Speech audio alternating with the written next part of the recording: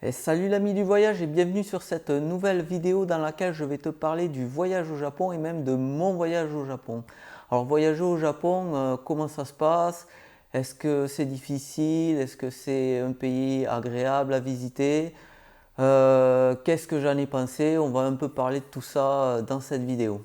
Alors avant de commencer, je te repose le contexte rapidement. Avant de partir au Japon, en fait, j'avais jamais voyagé hors de France. Je n'avais jamais quitté le territoire français, à part pour des petites compétitions sportives en Suisse, en Angleterre, un petit peu en Espagne, mais rien d'extraordinaire, quoi. C'était pas du tourisme, quoi. Donc, et mon rêve, c'était de partir au Japon, de faire un voyage au Japon, parce que fan d'animation, fan de manga, évidemment. Donc voilà, j'avais pour projet de partir au Japon, mais jamais je sautais le pas. Je m'inventais des excuses, du genre je pourrais jamais poser des congés, parce que je voulais partir longtemps en plus. J'aurais jamais assez d'argent, voyager ça coûte cher, enfin des trucs comme ça, quoi. Et un jour, en fait, je me suis retrouvé sans emploi, voilà, licencié économique, pas de bol.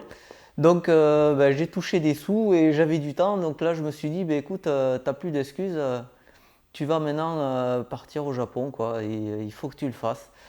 Et donc, je l'ai fait.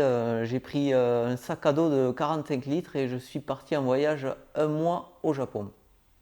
Donc comme j'avais jamais voyagé, en fait, je m'étais préparé un petit dossier quoi, avec jour par jour ce que je devais faire, pratiquement heure par heure même, avec les horaires de train et tout ça, tout et tout quoi, les hôtels, les adresses, les plans, tout.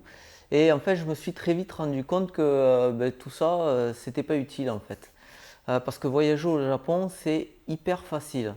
Alors c'est surtout se déplacer au Japon qui est super facile. Bon déjà, moi j'avais pris le Japan Rail Pass comme je partais pour un mois. Alors qu'est-ce que c'est le Japan Rail Pass? En fait c'est un ticket quoi, qui te permet de prendre tous les trains quand tu veux sans payer. En fait tu payes le prix du ticket quoi, du forfait et il y a des durées limitées. Donc tu as 7 jours, 15 jours ou 21 jours, un truc comme ça.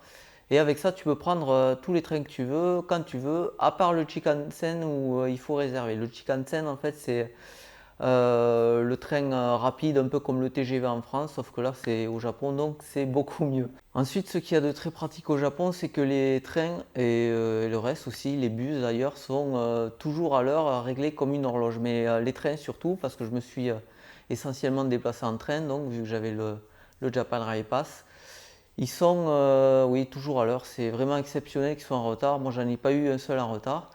Et ben, si tu le rates, c'est ta faute, mais il n'y a pas de panique à avoir parce qu'ils sont tellement bien réglés que même que pour les grandes destinations, en fait, si tu dois faire, imaginons, 2000 km, tu vas avoir un train une heure et demie plus tard. Donc si tu as raté ton train, ben, c'est pas si grave que ça.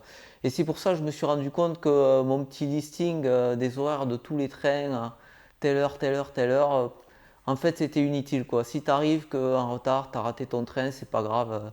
Une demi-heure plus tard, tu en as un autre qui passe, donc il n'y a pas de problème. Ensuite, en règle générale, toutes les grandes destinations et même les petites sont bien desservies, que ce soit en train ou en bus. Donc voilà, hyper facile de se déplacer au Japon et aussi super facile d'acheter ses tickets de bus ou de train ou de réserver des places. Parce qu'au guichet, même dans les petites villes, les employés parlent toujours anglais. Et ça, il faut le souligner parce que c'est quand même assez rare. J'ai fait beaucoup de pays, notamment la Chine, où ils ne parlent pas anglais au guichet. Et là, je te garantis que c'est vraiment la galère pour réserver un ticket de bus, quoi. Ce qui me permet de rebondir sur un autre sujet qui est la barrière de la langue. Alors, est-ce que c'est compliqué de communiquer au Japon, de se faire comprendre? Alors moi je parlais un tout petit peu japonais. J'ai tendance à dire que je savais poser des questions mais je comprenais pas les réponses. Voilà, c'est un petit peu emmerdant quoi. Mais voilà, je parlais un petit peu, je savais aussi lire et un petit peu écrire. Donc il faut savoir qu'il y a trois sortes de caractères en japonais. Il y a les kanji, c'est l'écriture dérivée du chinois en fait. Les hiragana, ça vient vraiment, c'est japonais quoi. Et les katakana qui permet d'exprimer des mots étrangers comme ice cream par exemple, tu l'écris en katakana. Et il y a aussi bien sûr ce qu'ils appellent les romanji. Alors les romanji, ben, c'est l'écriture, c'est la nôtre, c'est l'écriture romaine, quoi. Donc voilà, je parlais un petit peu japonais, mais en fait c'est pas vraiment nécessaire parce que généralement, comme je le disais avant, quand tu te déplaces en tant que touriste en tout cas, dans tous les guichets ils parlent anglais, donc si tu te débrouilles un petit peu en anglais, tu devrais pouvoir t'exprimer assez facilement. Après, les gens dans la rue, quand tu as besoin de renseignements, c'est déjà un peu plus rare quand même qu'ils parlent anglais, donc généralement il faut plutôt aller vers les jeunes qui ont pris des cours d'anglais, donc qui savent un peu parler anglais. Mais après en voyage, on arrive toujours à se faire comprendre de toute façon quand on a une information à prendre avec des gestes, avec une carte, des mots écrits sur un papier, voilà. Le j'ai pas les mots du guide du routard, je sais pas si tu connais, c'est des petits pictogrammes qui te permettent de te faire comprendre où est ici, où est la gare, où est la station de train, etc. Alors, est-ce que c'est cher de voyager au Japon? Eh bien, assez, oui. C'est pas un pays en voie de développement, c'est déjà un pays bien développé, donc c'est assez proche de la France. Alors, j'ai aucune idée du taux de conversion, mais c'est assez cher. Alors moi, je voyage quand même pas mal en auberge de jeunesse, donc ça me coûte moins cher. Je me fais ma propre cuisine pour pas aller trop souvent au restaurant. Donc si tu fais comme ça, tu peux quand même t'en sortir. J'ai plus aucune idée de combien ça m'avait coûté pour un mois. Ah, je pense que ouais, pour un mois, enfin, tu peux compter dans les 1000 euros, même un peu plus, 1200 € je pense. Avec bien entendu, tout compris, ça prend les tickets de bus, les entrées des attractions, enfin des attractions des musées si tu vas au musée, les temples, etc. Voilà, ça c'était pour l'aspect pratique du voyage au Japon. Et maintenant, qu'est-ce que j'ai pensé du pays? Eh bien, c'est très simple, le Japon c'est super. Pourquoi? Eh bien, pour plein de raisons. Alors, j'ai beaucoup de choses à dire, je ne sais pas trop par quoi commencer. Le truc qui m'a le plus marqué quand je suis arrivé au Japon, en fait, c'est la propreté en général du pays, quoi. Tout est vraiment nickel. Dans les rues, il n'y a pas un papier par terre, il n'y a pas une crotte de chien comme en France, tu vois. Les petites rues, pareil, c'est nickel, ça sent pas la pisse non plus, tu vois. Les toilettes aussi, bon, ils sont super propres. J'ai jamais vu des toilettes publiques aussi propres de ma vie, quoi. D'ailleurs, pour la petite anecdote, j'ai même dormi dans des toilettes. Le jour où je suis arrivé à Tokyo, en fait, je suis arrivé tard le soir et je devais dormir. J'avais réservé un hôtel et en fait, j'avais pas fait gaffe. Il me fallait une navette pour y aller et il était trop tard en fait. Il y en avait plus. Du coup, j'ai décidé de dormir dans l'aéroport, quoi. Je fais souvent ça maintenant de toute façon, mais là c'était une première. En fait, dans ce voyage, tout était une première de toute façon. Donc j'ai dormi à l'aéroport. Donc j'ai commencé à me mettre sur un banc ou une chaise, quoi. Mais le problème, c'est que les escalators au Japon, ils parlent.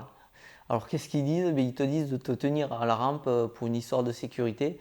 Et ça le répète toutes les 45 secondes à peu près. Tu vois, ça fait attention, tenez-vous à la rampe. Attention, tenez-vous à la rampe.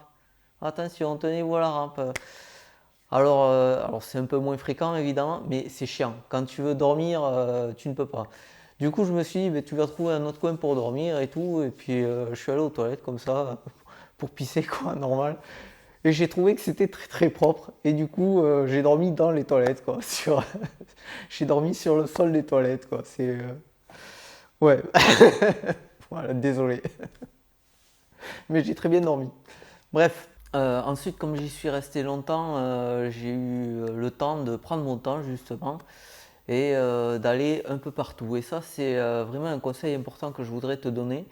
C'est que si tu visites le Japon, ne te contente pas du circuit touristique habituel qui consiste à faire Tokyo, Kyoto, Osaka. Moi, je te conseille bon, bien sûr, il faut visiter quand même Tokyo et Kyoto, mais il faut aussi partir un peu plus loin vers des villes plus petites à l'extérieur pour voir d'autres choses. Parce que le Japon, c'est un peu comme on dit en France. En France, Paris, c'est pas la France. Et bien, pareil, au Japon, Tokyo, c'est pas vraiment le Japon. Alors évidemment, il y a une grosse partie de la culture japonaise qui est à Tokyo et à Kyoto.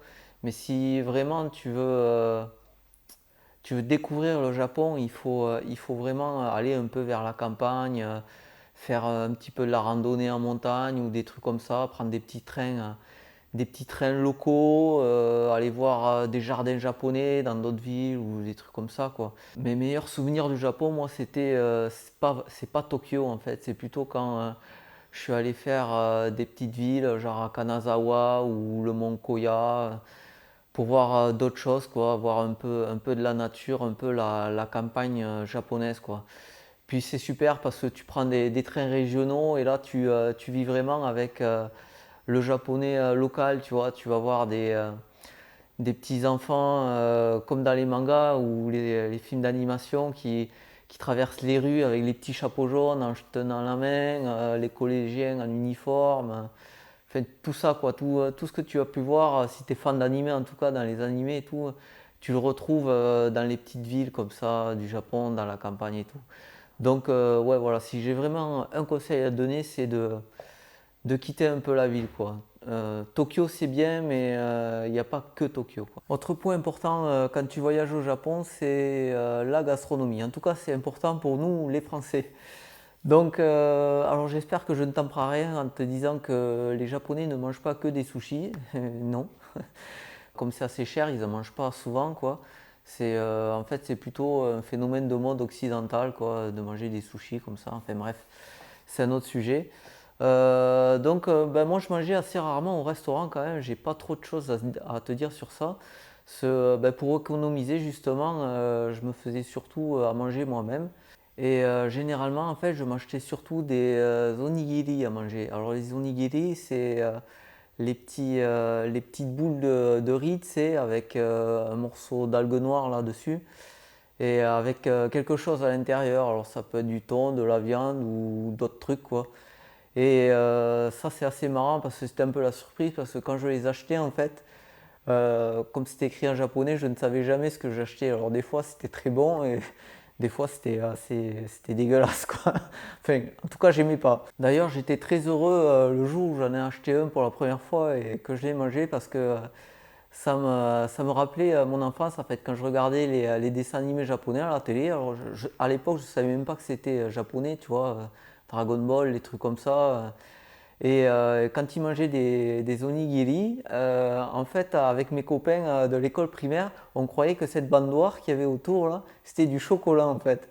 On se doutait pas du tout que c'était une algue et tout, voilà. C'était la petite anecdote. On est un peu con quand on est jeune, mais c'était pas la même époque, j'ai envie de dire, tu vois. On savait pas que ça venait du Japon, etc. On pensait pas que c'était une autre culture, quoi, tout simplement, et puis on était des gamins. Bref. Ensuite, il faut savoir qu'au Japon, les fruits et les légumes aussi sont assez chers. Alors, pareil, j'ai plus vraiment d'idée de prix parce que ça fait longtemps en fait. Ça fait 4 ou 5 ans que je suis allé au Japon, donc les souvenirs s'étiolent un peu. Alors, je me souviens que ouais, les fruits et légumes étaient assez chers. D'ailleurs, souvent les fruits ne sont pas vendus au kilo, ils sont vendus à la pièce. Les pommes, par exemple, tu les achètes à la pièce, quoi. Je me souviens aussi avoir vu une petite barquette de haricots verts. Tu vois, ils devaient quoi avoir une dizaine d'haricots verts dedans en vente et ils vendaient des haricots verts comme ça en barquette pratiquement à la pièce, quoi. Et sinon, l'air de rien, même si au Japon tout ce que tu pourras manger c'est très bon, le souvenir de truc le plus dégoûtant que j'ai mangé en voyage, eh bien c'était au Japon. Ça s'appelle le natto. Alors je sais pas si tu connais le natto. En fait, c'est de la pousse de soja fermentée. Alors à quoi ça ressemble? Ça ressemble à rien en fait. Déjà, tu ouvres le truc, comme c'est fermenté, en fait, ça pue l'ammoniac, quoi. C'est vraiment horrible comme odeur. Ça te prend à la gorge, tu vois, un peu comme dans les salons de coiffure où ils font plein de teinture et tout, tu sais.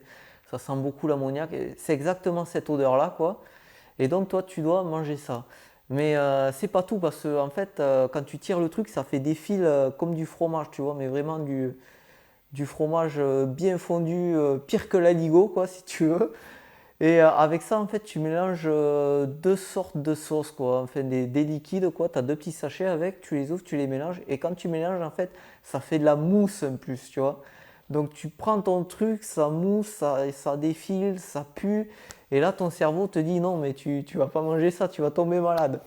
Alors, bon, je l'ai testé quand même parce que j'en avais entendu parler et je voulais absolument tester le natto. Et ouais, effectivement, c'est dégoûtant. C'est dégueulasse. J'avais acheté 3 petites boîtes, j'ai pas pu finir quoi. Alors, ils mangent ça au petit déjeuner avec du riz. Pareil, moi j'ai essayé de le couper avec du riz, mais ah, ça passait pas. C'est vraiment ignoble. Et en plus, comme tous les trucs qui sont dégueulasses à manger, on te dit que c'est bon pour la santé. Tu vois, l'huile de foie de morue, tout ça, ouais, c'est bon pour la santé. Là, c'est pareil. Ah, c'est plein de ferments, c'est bon pour la santé. Ouais, ben, c'est peut-être bon pour la santé, mais au goût, c'est pas bon du tout, quoi.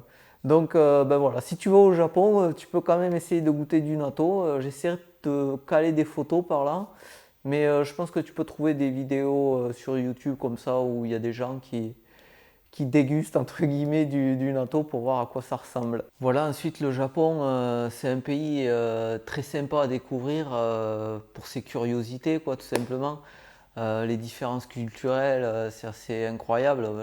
Ça, pour le coup, tu vas surtout le ressentir quand tu seras à Tokyo, quoi. Ben, déjà, la première chose que tu vas découvrir, je pense, quand tu seras au Japon, ce sera les washlets, ces fameuses toilettes qui t'envoient un petit jet d'eau entre les fesses pour te nettoyer quand tu as fait ta grosse commission. Alors évidemment, c'est toi qui commandes.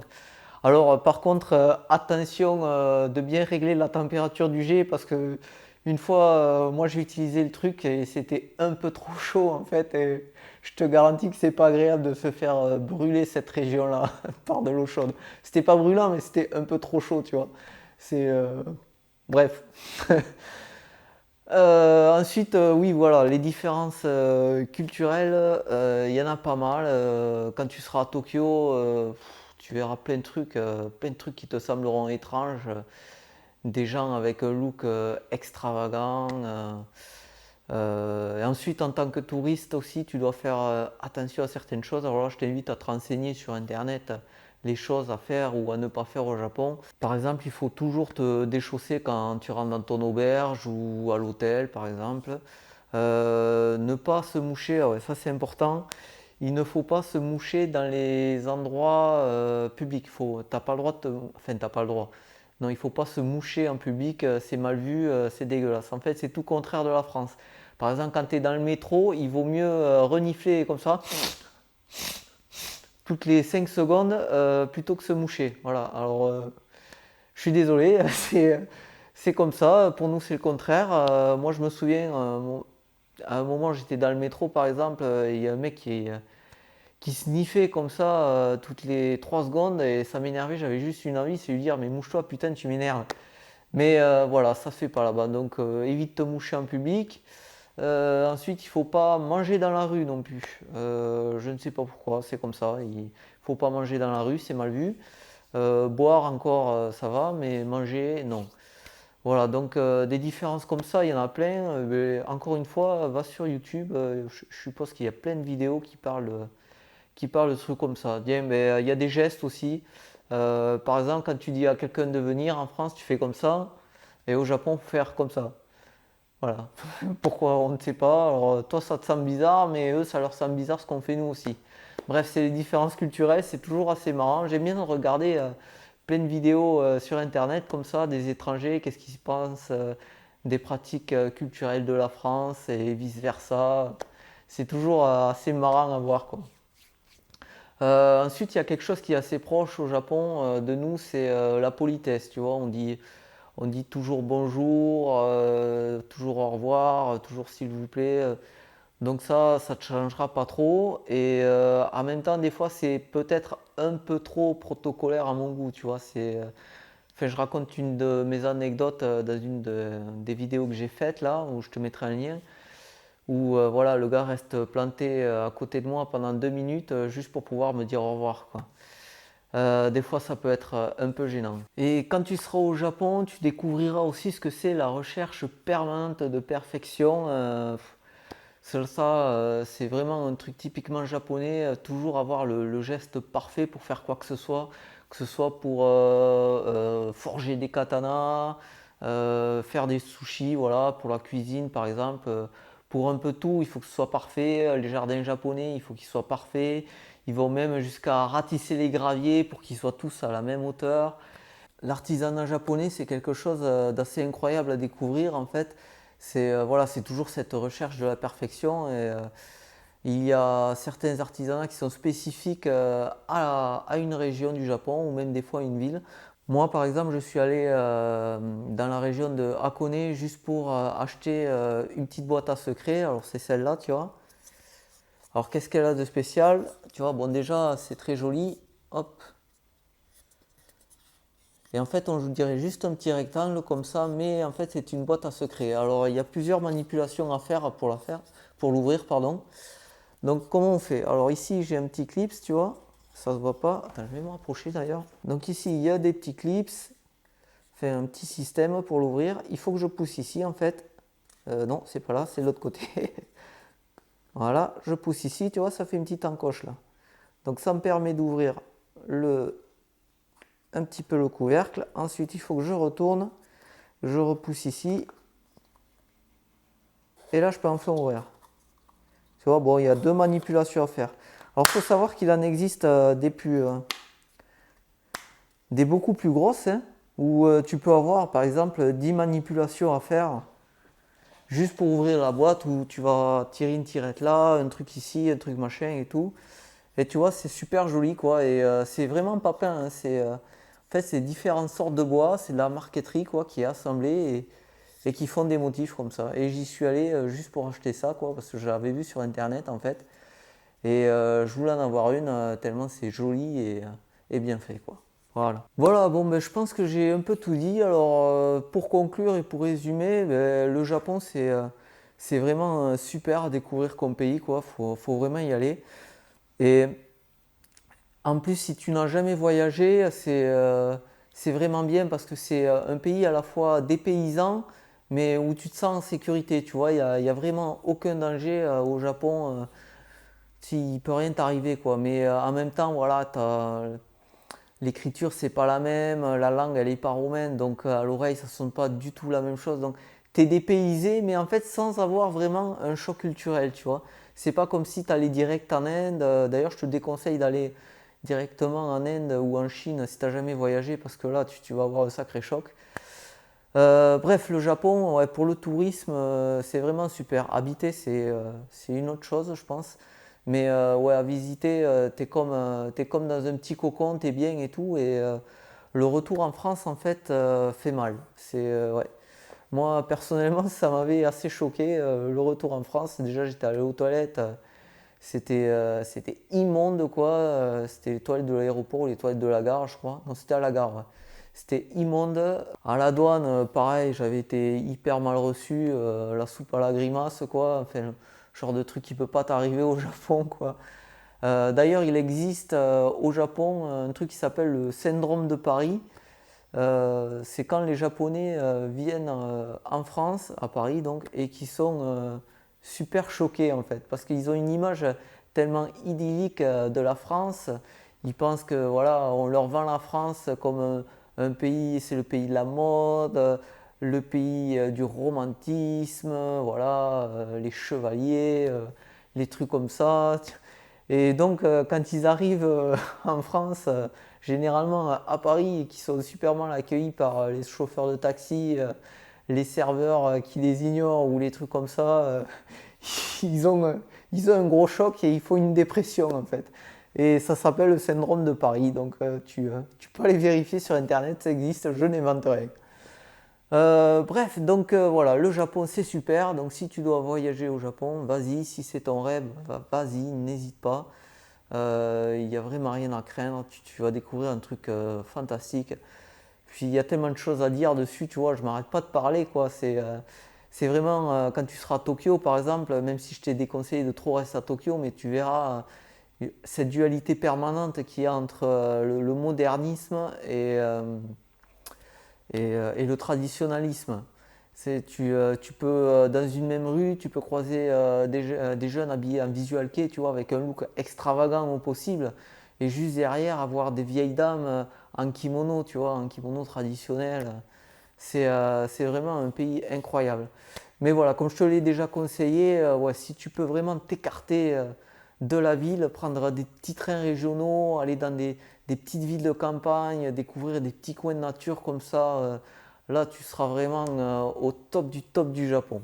Voilà, et bien, je vais m'arrêter là. Si j'ai oublié quelque chose, si tu veux des infos ou quoi, tu peux toujours me les demander par commentaire interposé ou par mail. Il doit y avoir mon adresse mail qui traîne par là, sur mon blog ou quoi. Donc voilà, commente, like et surtout abonne-toi à cette chaîne. Alors pour l'instant, on est 19 abonnés et je pense qu'avec cette vidéo, on va facile arriver à 20. Bref, donc voilà, commente, abonne-toi, like, suis-moi sur les réseaux sociaux, Instagram, tout ça, tout ça. Tu peux aussi aller lire le blog où il y a plein d'infos sur tous mes voyages, tout ce que tu veux. Et voilà, donc en attendant la prochaine vidéo, je te dis à bientôt ici ou ailleurs dans le monde. Et en attendant, explore, découvre, voyage. À plus!